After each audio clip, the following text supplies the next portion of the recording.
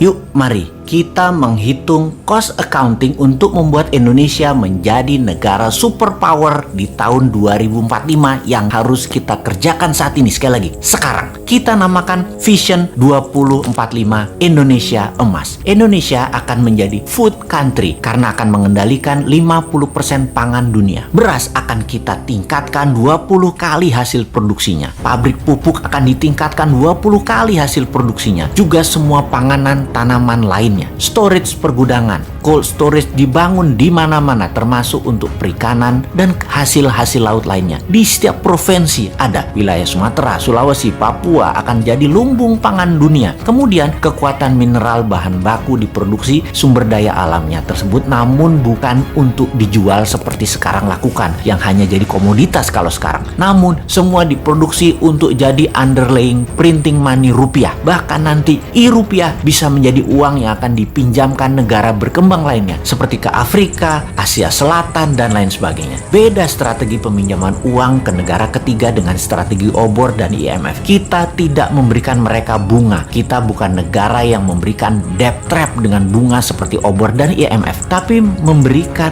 finish produk yang mereka buat untuk Indonesia dengan harga 20% lebih murah untuk produk dan bahan yang Indonesia tidak bisa produksi. Lebih elegan cara kita. Namanya juga new mind. Lalu kita akan menguatkan kekuatan armada perang kita dengan 4 angkatan perang dengan kekuatan laut didahulukan. Armada laut dan transportasi laut Indonesia akan menjadi terkuat di dunia karena akan membangun kapal mulai dari kapal nelayan hingga kapal kargo, mother vessel hingga kapal perang. Kita akan kembalikan kekuatan kerajaan Sriwijaya dan Majapahit. Ditambah mata elang kekuatan pesawat udara jarak pendek di mana Indonesia akan memproduksi pesawatnya Pak Habibie. Lalu kekuatan Space Army dengan satelitnya ada di mana-mana. Lalu kita akan membangun infrastruktur jalanan, rel kereta api, pelabuhan kapal laut, terminal bus, dan truk kargo untuk mobilisasi produk dan manusia termasuk memproduksi kendaraannya. Lokal kontennya harus mendekati 100% semua proyek ini.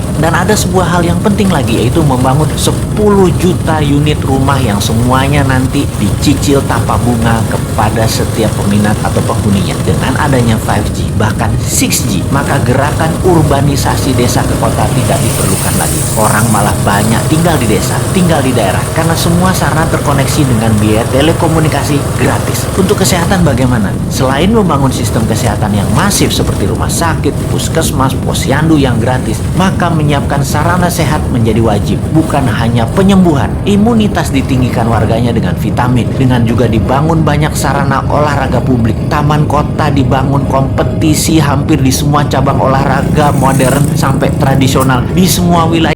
Minggu ada kompetisi, juga ada pameran kebudayaan. Setiap minggu kegiatan keluarga akan penuh dengan kegiatan yang sehat dan kompetisi olahraga serta budaya yang semarak di mana-mana karena semua sarana gratis dan banyak. Untuk itu semua Indonesia memerlukan energi, dan energi listrik yang terbaik di Indonesia adalah energi bertenaga thorium, tenaga matahari, dan tenaga angin. Di mana listrik awal ini bisa menjadi sarana mencharge baterai untuk setiap kendaraan di Indonesia. Mobil listrik, motor listrik, bis listrik, truk listrik, kapal laut listrik, dan lain sebagainya, hingga power plant tenaga batu bara yang merusak lingkungan itu akan hilang dalam 5 tahun ke depan. Cost accounting ini mohon ditambah lagi ya sahabat, capek juga berhalu sendirian. Wahai sahabat New Mind, halunya dilanjutkan di komen Anda di bawah ini. Tenang, uangnya ada. Pastinya bukan pakai hutang negara lain ala janji suci yang lalu ya.